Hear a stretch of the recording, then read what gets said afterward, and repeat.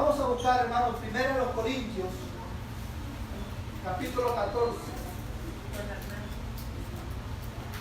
Primero los Corintios, capítulo 14.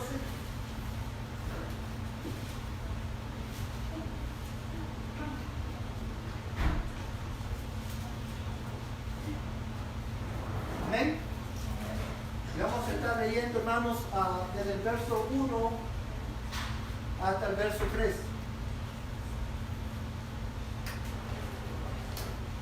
Dice la palabra del Señor de esta manera: si yo hablara, 1 Corintios 14, verso 1 dice: procurad alcanzar el amor, pero también desead ardientemente los dones espirituales, sobre todo que profeticéis, porque el que habla en lengua no habla a los hombres, sino a Dios, pues nadie lo entiende, sino que en su espíritu habla misterios. Pero el que profetiza habla a los hombres para edificación, exhortación y consolación. Amados hermanos, por 3 semanas, contando esta semana, por 3 semanas hemos estado estudiando 1 Corintios 14 y hemos estado aplicando, hermanos, 2 reglas de interpretación bíblica, las 2 reglas de interpretación bíblica que hemos visto. ¿Quién de ustedes se acuerda cuáles son esas 2 reglas que hemos estado aplicando? La regla número 1 que dice que debemos interpretar la Biblia como literalmente. Ahora, recuerden que al interpretar la Biblia literalmente tenemos que tener cuidado de no irnos a 2 extremos. ¿Cuáles son esos 2 extremos? El extremo de ultraliteralización, o sea, de aplicar esta regla, hermano, a libros que realmente no debemos de interpretar literalmente. Por ejemplo, la regla número 1, no debemos aplicarla a qué libro. A libros proféticos, a libros apocalípticos. Por ejemplo, el libro de Daniel no podemos interpretarlo literalmente, porque la literatura de Daniel es apocalíptica. Y lo mismo pasa con qué libro de la Biblia, con el libro de, por ejemplo, de Apocalipsis. No podemos usar tenemos que evitar tener en cuenta el género literario para no mal usar esta regla. Y la otra, el otro extremo, hermano, que debemos de evitar, ¿cuál es? Al aplicar esta regla. Espiritualizar o alegorizar el pasaje. Es el otro extremo que debemos de evitar al interpretar literalmente la escritura. ¿Y qué es lo que es interpretar? ¿Cuál es un ejemplo de alegorizar? Por ejemplo, es cuando nosotros buscamos en el texto un significado que va más allá de lo que el texto dice. Por ejemplo, el buen samaritano. ¿Cuántos han leído la parábola del buen samaritano? La mayoría de nosotros la hemos leído.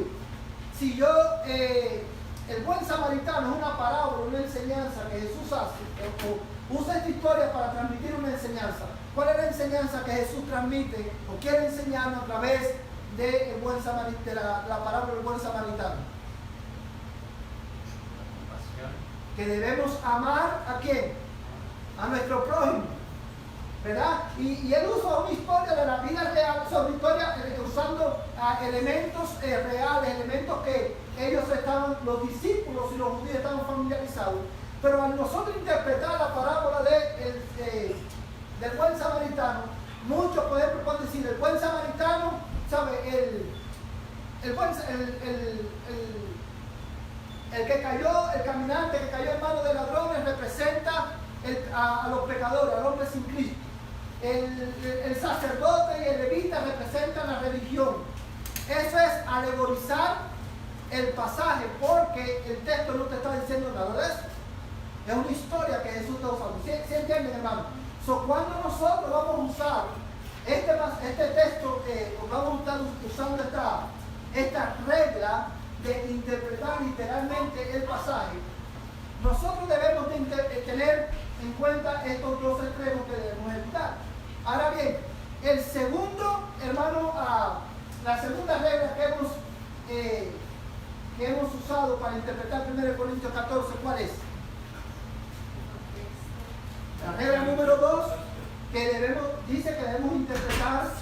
la Biblia dentro de su contexto, hermano.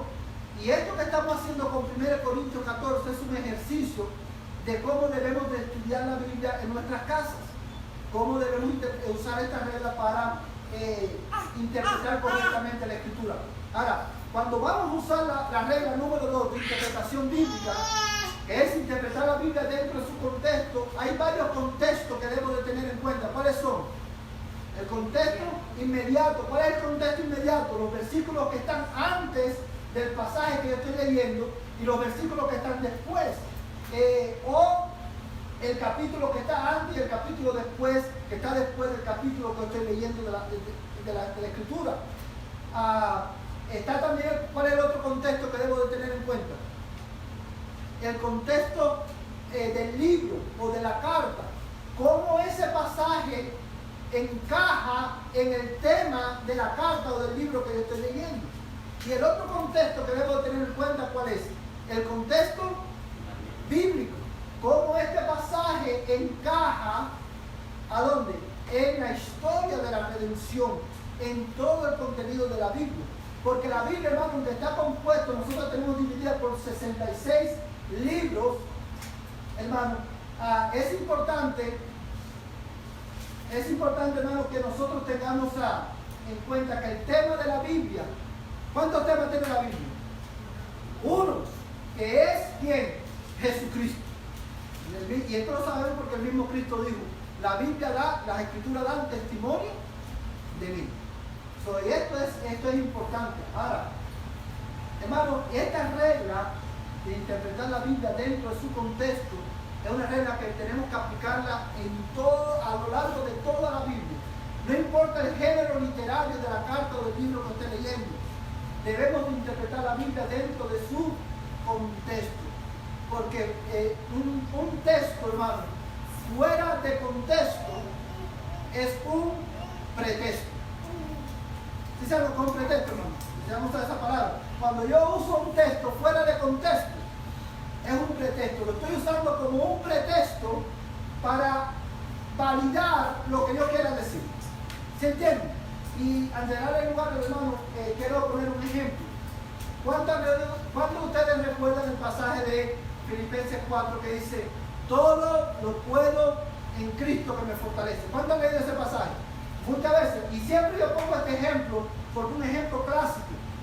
Y ese texto lo usamos, hermano, para todo. Si quiero abrir un negocio, o hay un hermano que quiere abrir un negocio, digo, hermano, adelante, recuerde, todo lo puedo en Cristo que me fortalece. Y eso, hermano, estamos sacando el pasaje del contexto, porque ahí todo, o sea, ¿cómo yo sé lo que significa todo ahí? Por el contexto.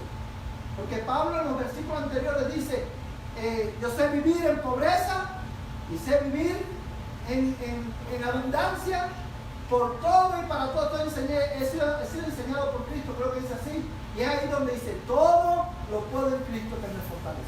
Para nosotros poder entender ese versículo y aplicarlo correctamente, yo tengo que ir al contexto inmediato, al contexto bíblico, al contexto del libro y al contexto bíblico. Y es por eso, hermano, que nosotros no leemos la Biblia al azar. ¿Sí saben lo que es leer la Biblia al azar? Por ejemplo, nosotros no hacemos esto. Señor, te damos gracias por este día. Háblame a través de tu palabra. Oh, mire lo que dice aquí. No, eso no es lo que nosotros, como leemos la Biblia. Porque si lo hacemos así, hermano, estaremos interpretando, estamos leyendo la Biblia como incorrectamente.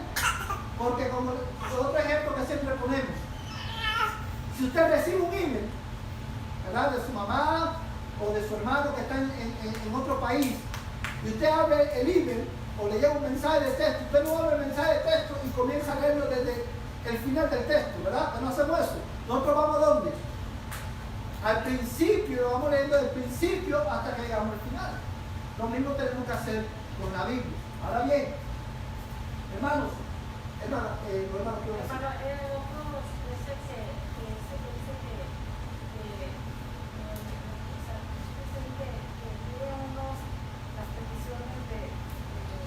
Exacto. El texto del que la hermana habla también es muy famoso por ser mal interpretado. Y es, deleítate a ti mismo en Jehová y Él te concederá las peticiones de tu corazón. Cuando nosotros leemos este texto, ¿qué es lo que nosotros leemos generalmente? Lo vemos como una fórmula matemática o le aplicamos la regla de causa y efecto. Deleítate a sí mismo en el Señor y Él te va a conceder las peticiones de tu corazón. Lo que nosotros estamos leyendo ahí es, si yo me deleito en Dios, Dios me va a dar todo lo que yo le pida. Pero no es lo que el texto está diciendo. Lo que el texto está diciendo es, deleítate en el Señor y Él te dará las peticiones de tu corazón. Él te dará las peticiones de tu corazón, lo que significa es que Dios te va a poner en tu corazón las cosas por las cuales tú vas a orar. ¿Se lo vieron? Para que puedas orar conforme a la voluntad de Dios. Y usted dirá, bueno, pastor, ¿y de dónde usted saca eso, esa interpretación? Si el texto, ese salmo no da esa explicación. Bueno, porque tengo que interpretar ese salmo dentro del contexto bíblico. La Biblia dice, amados hermanos, que engañoso y perverso es ¿qué cosa? El corazón más que todas las cosas. ¿Quién no conocerá? Nosotros, hermanos, debemos dar gracias a Dios porque Dios nos responde, no nos da todo lo que nosotros le pedimos. Porque a veces nosotros no sabemos lo que pedimos. ¿Se entiende, hermano? También la Biblia enseña que Dios es soberano. ¿Qué significa que Dios es soberano? Que Dios hace lo que Él quiere, como Él quiere y cuando Él quiere. Van a haber veces que yo le voy a pedir a Dios algo y Dios no me lo va a dar. ¿Por qué? Porque Dios es soberano. ¿Sí lo entienden, hermano? Y aun cuando Dios no me dé lo que yo le pida, Dios sigue siendo como bueno y Dios sigue siendo Dios. ¿Sí lo entienden, hermano? Si yo interpreto de ese salmo, deleítate a sí mismo en el Señor y Él te concederá todo lo que tú le pidas. Obviamente estoy contradiciendo otras enseñanzas bíblicas. Y porque la misma Biblia dice que pedimos y no recibimos, ¿por qué? Porque no sabemos pedir o porque pedimos mal. ¿Sí me entienden, hermano? O sea, es por eso que el texto es tan importante. Hermano, ¿qué va a decir? Bueno, hermano, esto cante a la explicación que estaba dando anteriormente sobre, interpretar dentro del contexto, de los contextos anteriores. Hay una, no sé si se aplica esto, pero hay también en la lectura, la palabra de Dios, hay paréntesis que explican, ¿es algo, una explicación adicional? Es una explicación adicional. Creo que un buen ejemplo de eso sería Jesús y la mujer, el pasaje de Jesús y la mujer samaritana. Cuando Juan está escribiendo, dice que la mujer samaritana le dijo a Jesús, ¿cómo es que siendo judío me pides a mí de beber que soy samaritana? Y hay un paréntesis que dice, porque judíos y samaritanos no se llevaban entre sí, no tenían relación. Pero eso es para una explicación adicional. Es una explicación adicional del pasaje. En Efesios capítulo 4 también hay otro. Efesios 4, sí. Ese paréntesis es una explicación de la declaración anterior. ¿Verdad? Es muy importante tener en cuenta también los paréntesis. Esas, hermano, son las dos reglas que hemos visto hasta hoy que hemos estado aplicando a 1 Corintios 14. Ahora, lo que vamos a hacer, hermano, esta noche, en los minutos que nos quedan, es que ya vimos, hermano, la naturaleza del don de lengua. ¿Qué es lo que es el don de lengua? Es un don, ¿qué? Espiritual. Y un don espiritual, ¿qué es lo que es? Es una habilidad dada por Dios, ¿para qué? Para la edificación de la iglesia. Todos los dones espirituales Dios los da para el propósito de edificar la iglesia. Como es un don espiritual, ¿cuáles son una de las implicaciones de esto? El don de lengua en el tiempo que existía, que estaba vigente, no era un don que se aprendía, era algo que Dios daba, ¿verdad? Porque era un don y era específicamente para la edificación de la iglesia. También vimos cuál era el propósito con el cual Dios dio el don de lengua. ¿Cuál es el propósito del don de lengua? Que sirviera de qué? Una señal. Como una señal. ¿Como una señal de qué? De juicio, como una señal de qué? De bendición y como una señal de autoridad apostólica. Hoy vamos a ver el carácter temporal del don de lengua. Ahora bien, hermanos, lo que vamos a estar mirando en el carácter temporal del don de lengua es específicamente por qué creemos que el don de lengua y el don de profecía, específicamente porque el 1 Corintios habla de los dos, cesaron, no están vigentes. Vamos a dar algunas evidencias bíblicas esta noche usando las reglas que hemos aprendido hasta ahora. Ahora bien,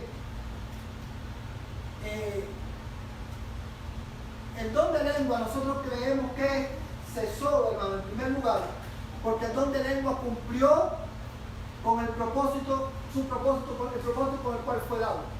Cuando Dios dio el don de lengua a la iglesia en el primer siglo, Dios se la dio, como ya hemos visto, con un propósito, para que sirviera de señal, y ya Dios, hermano, cumplió el don de lengua ya cumplió con su propósito de señal, que era sirviera una señal de juicio, una señal de bendición y una señal, hermano, de autoridad apostólica. Mira, hermano, 2 Corintios capítulo 12, verso 12, por un momento. 2 Corintios capítulo 12, verso 12.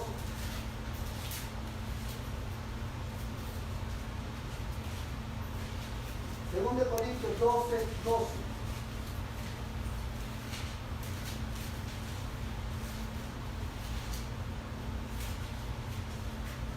Mi hermano que lo tenga, por favor, que se ponga en pie y lo lea. Segundo de Corintios 12, 12.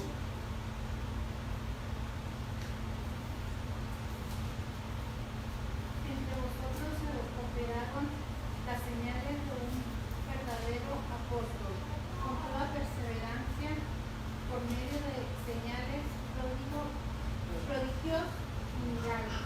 Amén. Fíjate lo que dice aquí, hermano. Entre vosotros operaron las señales de un verdadero apóstol, con toda perseverancia, por medio de qué? De señales. ¿De qué señales está hablando aquí, hermano? De la que habla Marco. ¿Se acuerdan, hermano, las señales de Marco hablaba? Que Jesús le dio a sus discípulos en Marcos 16. Estas señales seguirán a los que han creído. En mi nombre sanarán enfermos, en mi nombre echarán fuera demonios, en mi nombre hablarán nuevas lenguas. Estas eran señales, hermanos, de autoridad apostólica. Eran señales por las cuales Dios estaba testificando que los 12 hombres, esos 12 apóstoles, verdaderamente eran enviados por Él para, hermano, establecer el fundamento, hermano, o enseñar a la iglesia. ¿Se recuerdan que vimos eso? Ahora usted se preguntará, hermano, ¿qué tiene que ver eso con el carácter temporal de lenguas? Y ahora la respuesta es esta. Si el don de lenguas tenía como propósito ser una señal de autoridad apostólica, hermano, está implícito que si ya no tenemos apóstoles, ya no hay, ¿qué cosa? Don de lenguas. Porque el don de lengua cumplió su propósito. Al no tener apóstoles, no hay necesidad del don de lenguas. Porque la Biblia enseña específicamente que ese don, al igual que los dones extraordinarios o milagrosos, eran dones de autoridad que servían como una señal de autoridad apostólica. Mira, por ejemplo, hermano, también, antes de ir al próximo texto, ¿cómo nosotros sabemos que ya no hay más apóstoles, hermano? ¿Por qué sabemos que ya no hay más apóstoles? Porque ya murieron. Pero la Biblia, hermano, dice cuáles eran las características que necesitaban tener un hombre para ser apóstol. Por ejemplo, estas eran las señales, pero quiero que veas conmigo Hechos capítulo 1. Hechos es el quinto libro del Nuevo Testamento. Hechos capítulo 1.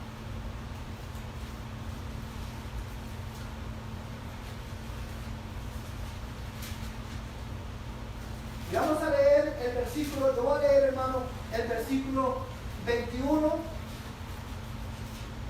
y 22. Hechos capítulo 1, verso 21 al 22. Yo lo voy a leer. Cuando todos lo tengan, hermanos, digan amén, para saber que estamos ahí en la misma página. Hechos capítulo 1, verso 21 y 22. Amén, hermanos. Ok, dice la palabra del Señor. Por tanto, es necesario que de los hombres que nos han acompañado todo el tiempo del Señor Jesús, todo el tiempo que el Señor Jesús vivió entre nosotros, comenzando desde el bautismo de Juan hasta el día en que entre nosotros fue recibido arriba, uno sea constituido testigo con nosotros de su resurrección. En el pasaje, hermano, el contexto inmediato de este versículo nos informa que estamos, hermano, frente al pasaje que nos narra cómo la iglesia, cuáles fueron los elementos que la iglesia del primer siglo o los apóstoles usaron por inspiración divina para elegir a quién, al sucesor de quién, de Judas Iscariote. Judas Iscariote era quién, uno de los 12 apóstoles. Al él traicionar a Jesús, ya él deja de ser apóstol de Jesucristo, y la iglesia, los apóstoles buscan a uno que lo sustituya. Ahora, la razón, una cosa muy importante, la razón por la cual los apóstoles buscaron un sucesor de Judas no fue porque a ellos se le ocurrió, no fue porque ellos le dijeron, ay, ¿saben qué? Ahora quedamos 11 y el número 11 no nos gusta, vamos a buscar uno que sea el 12. No, ellos lo hicieron basados en la Escritura. Porque la Escritura, hermanos, si usted se fija en el verso 20, dice, pues en el libro de los Salmos está escrito que se ha hecho desierta su morada, hablando de Judas, y no haya quien habite en ella, y que otro tome, ¿qué cosa? Su cargo. Ellos lo hicieron, buscaron un sucesor, no porque ellos quisieron, sino porque en obediencia a la palabra de Dios, para que la Escritura se cumpliese. Ahora, ¿cuáles fueron los elementos que ellos usaron para elegir?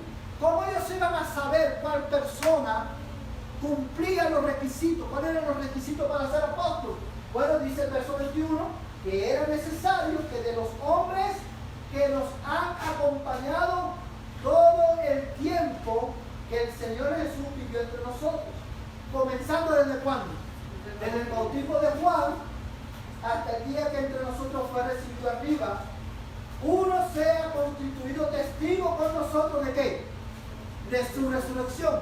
Básicamente tenía que tener dos requisitos. Número uno, tenía que haber estado con los discípulos todo el tiempo del ministerio de Jesús, desde el bautismo de Juan hasta que Cristo ascendió, y tenía que haber sido testigo ocular ¿de qué?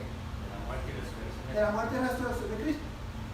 Ahora, Pablo, hermanos, aunque es apóstol de Jesucristo, aunque Pablo no vio a Jesús, o sea, no fue testigo ocular de la resurrección de Cristo, pero la razón por la cual él es apóstol, ¿por qué lo que es? Porque él vio ¿a quién? A Cristo resucitado. Y Cristo mismo lo encomendó, lo comisionó como apóstol. Ahora, hermano, basado en la Escritura, en este texto, es que nosotros creemos que ya no hay más apóstoles. Porque para ser apóstol tenía que ser testigo ocular de un evento que ocurrió más de 2000 años atrás. De manera que categóricamente yo le puedo decir como pastor, basado en la Escritura y con toda la autoridad, hermano, que la Escritura me da como ministro del Evangelio, como pastor, que todos los autodenominados apóstoles de hoy en día son falsos, porque no reúnen los requisitos bíblicos para ser apóstoles. ¿Sí lo pueden ver, hermano? Esto es algo que nosotros no nos hemos inventado. Es lo que la Escritura enseña. Y al no haber apóstoles, ya no hay qué cosa. Ya no necesitan las señales de apóstoles, no hay donde leer. ¿Sí lo pueden ver? La Escritura. Ya hermano, lo que pasa es que creemos que todas las personas se autonombran o llevan ese título de apóstoles porque se sienten superiores o por ejemplo, inclusive ahorita hay una controversia o más bien algo que está pasando en California de una persona que se nombra apóstol. Es un asunto, hermano, dígame. No, sí. Hermano, detrás de todo eso lo que hay es una ambición, hermano, descontrolada por poder y autoridad. Porque fíjese, hermano, al terminar los apóstoles instituyeron ¿qué cosa? No, fíjese, al no haber apóstoles, alguien tenía que seguir el trabajo que los apóstoles hacían. Pero ¿a quiénes encargaron los apóstoles de ese trabajo? A los pastores. Pero ellos, hermano, el oficio ahora es de pastor. Ahora bien, hermano, no suena igual el título pastor al título reverendo, ¿verdad? Si ahora yo digo, yo soy el pastor Carlos Pérez, qué bien, pero no suena igual si yo digo, yo soy el reverendo Carlos Pérez. ¿Usted sabe qué significa reverendo, hermano? Reverendo significa digno de toda o digno de reverencia. Cuando digo yo soy el reverendo Carlos Pérez, yo estoy, hermano, estoy añadiendo ¿qué cosa? Autoridad, ¿verdad? Una autoridad que no, solamente hay uno digno de reverencia, y es Jesucristo. Ahora, si bien es cierto que no suena igual, pastor, o sea, reverendo suena más importante que el pastor. Imagínense si yo le digo a ustedes ahora, yo soy el apóstol Carlos Pérez. No suena igual a que yo diga, yo soy el pastor Carlos Pérez. Porque el apóstol suena como que tiene más autoridad. Lo que hay detrás de todo eso, hermano, es una jerarquía, hermano, que no es bíblica. Es un hambre descontrolado por poder y autoridad. El oficio bíblico es el pastor. Ahora, los pastores no tenemos la misma autoridad que tenían los apóstoles. Porque los apóstoles recibieron la enseñanza directamente de ¿quién? De Jesucristo. Nosotros tenemos que enseñar lo que los apóstoles, inspirados por Dios, pusieron en la Escritura.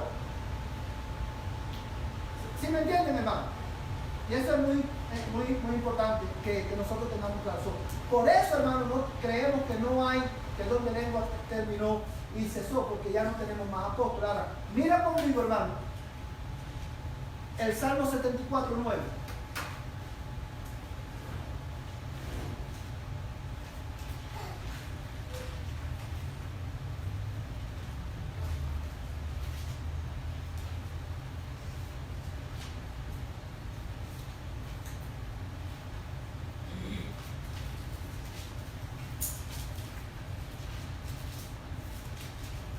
Amén.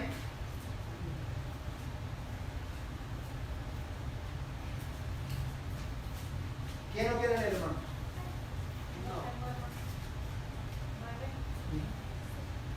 No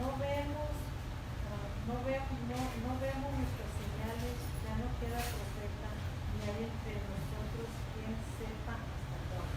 Amén. Dice, no vemos nuestras ¿qué? Señales. Dice, ya no queda profeta. Amados hermanos, y dice, el salmista termina diciendo, y no hay entre nosotros quien sepa hasta cuándo. De la misma manera que las señales, hermano, el don de lengua y los dones extraordinarios eran señales, hermano, de autoridad apostólica en los apóstoles. En el Antiguo Testamento las señales, y también Dios daba señales, hermano, de que los profetas eran hombres enviados por Dios. Y aquí el salmista, hermano, nos enseña algo. Y es, hermano, lo siguiente dice, no vemos qué cosa, nuestras señales. ¿Por qué el pueblo de Dios en aquel tiempo no veía las señales? Miren el texto, hermano.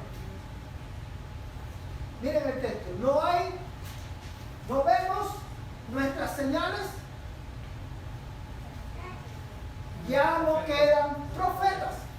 Porque ya no habían profetas, ya no habían señales.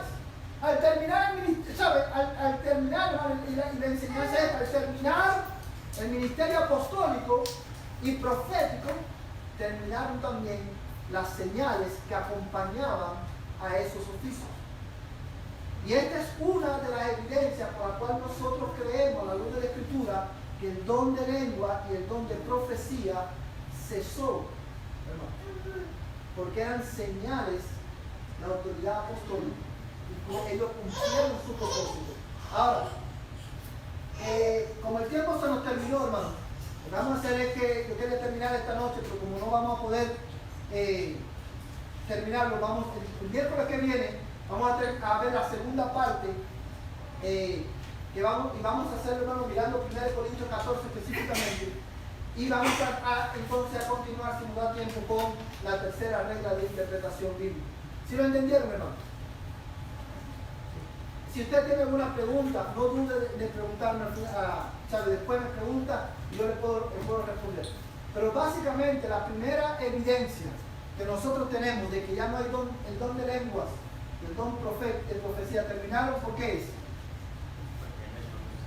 Porque eran señales, ¿cumplieron qué cosa? Su propósito. Al no haber apóstoles, no necesitamos el don de lengua, porque el don de lengua no era una señal de autoridad apostólica. Amén, hermanos. Vamos a ponernos en pie, hermano, vamos a terminar en oración en esta tarde.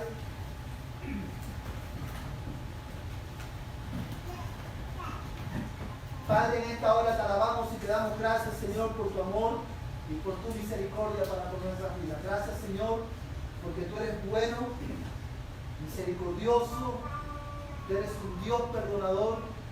Gracias, Señor, te damos por tu palabra. Yo te pido, Señor, en el nombre de Jesús, que lo que hemos aprendido esta noche, tú lo grabes, Señor, en nuestras mentes y en nuestros corazones. Ayúdanos, Señor, a vivir por tu palabra. Ayúdanos, Señor, a aplicar tu palabra a nuestro día a día. Señor, gracias te damos, porque hoy tu iglesia no necesita nuevas revelaciones, porque tenemos tu palabra, la cual es suficiente, la cual es inerrante, la cual es infalible. Y por eso, Señor, te adoramos y te damos la gloria. Señor, ahora que vamos a nuestros hogares, Señor, te ruego que el amor de Dios el Padre Celestial, la gracia de Jesucristo, el Señor de nuestras vidas, y la comunión del Espíritu Santo, la tercera persona de la Trinidad, sea con tu pueblo, desde ahora y hasta que Cristo venga por nosotros. Amén y amén. Que el Señor les bendiga. De esta manera estamos despedidos.